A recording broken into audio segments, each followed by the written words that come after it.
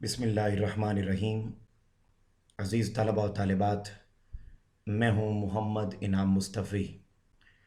आज के लेक्चर में हम एक और अहम ख़त, और ये छठा अहम ख़त है जिसका उन्वान है कि आपने तफरीही मुकाम की सैर की है। अपने दोस्त को ख़त में उस सैर के तासुरात बयान करने हैं। ये ख़त बोर्ड के पॉइंट ऑफ व्यू से बड़ा अहम है। जब भी आप ख़त लिखें तो पहली चीज़ मद्देनज़र ये रहनी चाहिए कि ख़त लिखते वक्त आप ख़त का आगाज़ हमेशा नए सफ़े से करें।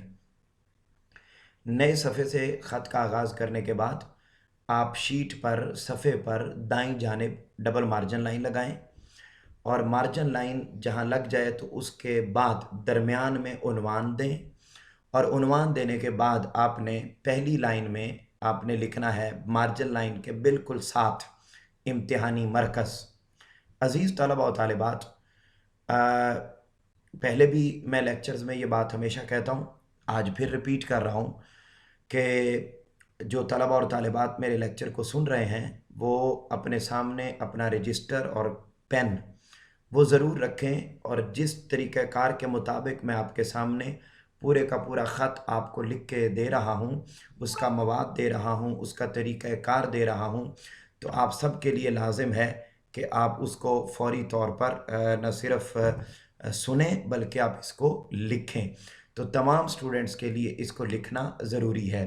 तो अज़ीज़ तलबा व तालिबात, मैं ये बात कर रहा था कि आपने मार्जिन लाइन लगाई, दरमियान में उन्वान दिया ख़त का, और उसके बाद आपने अगली लाइन में यानी लिखना है इम्तिहानी मरकज़।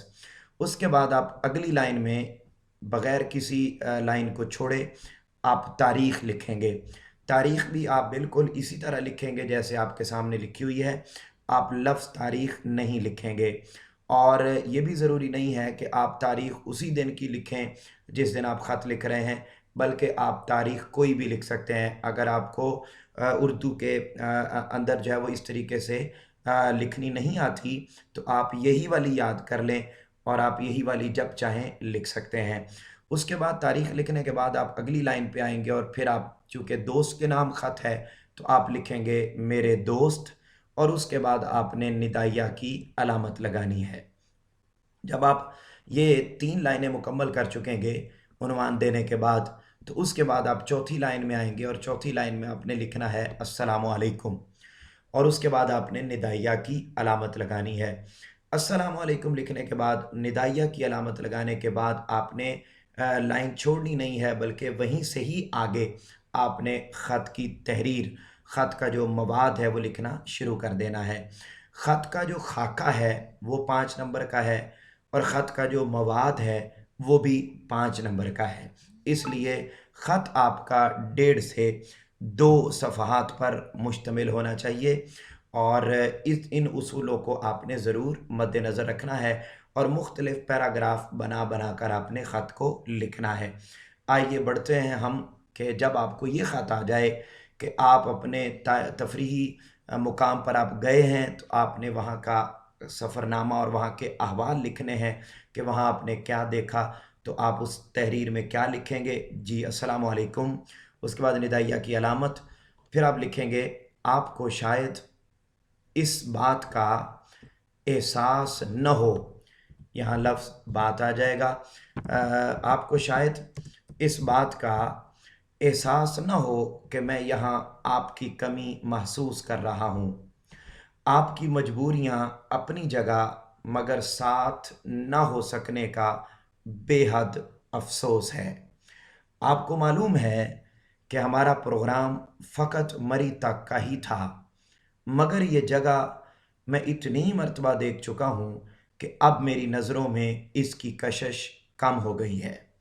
दोस्तों के साथ कहने को तो मैं मरी चला गया था, मगर अब की बार कुछ लुत्फ़ नहीं आया। एक दिन मरी में जैसे तैसे गुजारा। यहाँ तक आपका पहला पैराग्राफ बनेगा। उसके बाद आपने अगला पैराग्राफ बनाना है। रात को इस्लामाबाद वापसी पर इस्लामाबाद की बैनुल अक़वामी यूनिवर्सिटी के एक तालिब इल्म خالد حسین سے ملاقات ہوئی۔ اس نے آزاد کشمیر میں اپنے چھوٹے سے گاؤں کا ذکر کیا اور اس کی خوبصورتی اور رانائی کا کچھ اس طرح ذکر کیا کہ اگلے ہی روز ہم دونوں آزاد کشمیر کی طرف رواں دواں ہو گئے۔ اب وہ اپنے سفر کا حال لکھ رہا ہے کہ پہلے مری گئے، مری میں نے دیکھا ہوا بھی تھا، دوستوں کے اصرار پر گیا بھی، مزہ نہیں آیا، مری سے واپس اسلام آباد یونیورسٹی میں آیا تو وہاں پر دوست نے کہا، اپنے گاؤں کا ذکر کیا تو میں اس خوبصورت انداز میں اس نے ذکر کیا کہ میں نے کہا نہیں، فوری مجھے ہر صورت جو ہے وہ آزاد کشمیر جانا ہے۔ لہٰذا اگلے ہی روز ہم دونوں آزاد کشمیر کی طرف رواں دواں تھے۔ میں زیادہ تفصیلات میں نہ جاؤں گا، پہاڑی راستے کے سرسبز و شاداب منظر دیکھ کر آنکھوں کو نور اور دل کو سرور حاصل ہوا، اور وہ بات سمجھ میں آ گئی کہ اللہ تعالیٰ نے قرآن مجید میں یہ کیوں ارشاد فرمایا، کل سیرو فی الارض، فرما دیں زمین کی سیر کرو۔ تو کہتے ہیں جب میں نے وہ خوبصورت مناظر دیکھے تو مجھے اللہ کا حکم سمجھ میں آ گیا کہ یقیناً اللہ تعالیٰ نے اپنی جو نشانیاں ہیں وہ دکھانا چاہتا ہے، جس کی وجہ سے جو ہے وہ میں یہاں سفر پر آیا، زمین کی سیر کی تو ہر طرف خوبصورت مناظر دیکھنے کو ملے۔ عزیز طلباء و طالبات، آپ نے جب بھی کوئی ترجمہ، کوئی شعر، کوئی کچھ بھی حوالے کے طور پہ خط میں لکھنا ہو، پہلے نمبر پہ تو یہ ذہن میں رکھیں کہ ضرور لکھنا چاہیے، اور لکھنا ہو تو اس کو آپ ہائی لائٹ کر کے انورٹڈ کاماز میں پیج کے درمیان میں مارکر کے ساتھ لکھیں۔ اس کے بعد آگے بڑھتے ہیں۔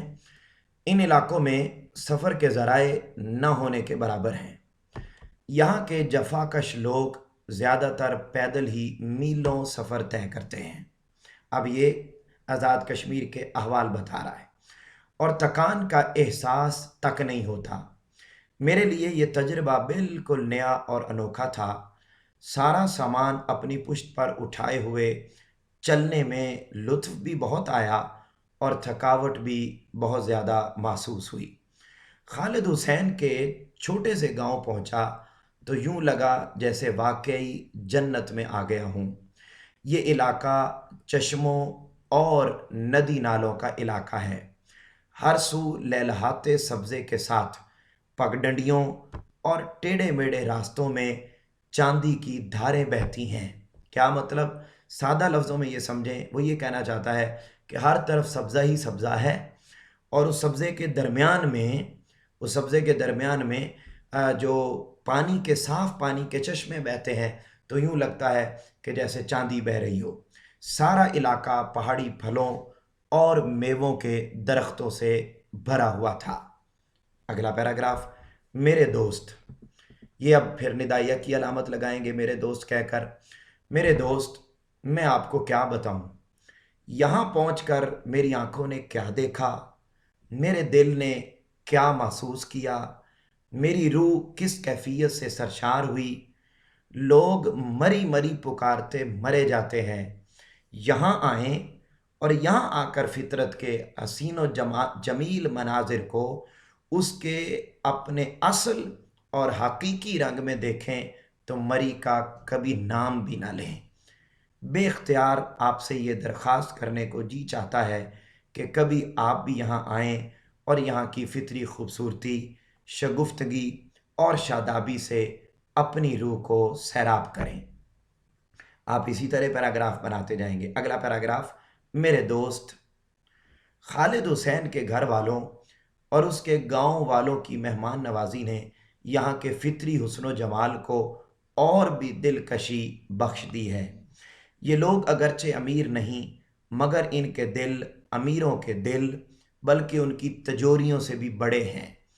اس فضا میں جی تو چاہتا ہے کہ گرمیوں کی ساری چھٹیاں یہاں گزار دی جائیں، لیکن آپ مطمئن رہیں، ہم انشاءاللہ اپنے اصل پروگرام کے مطابق 1 ہفتے تک واپس آ جائیں گے۔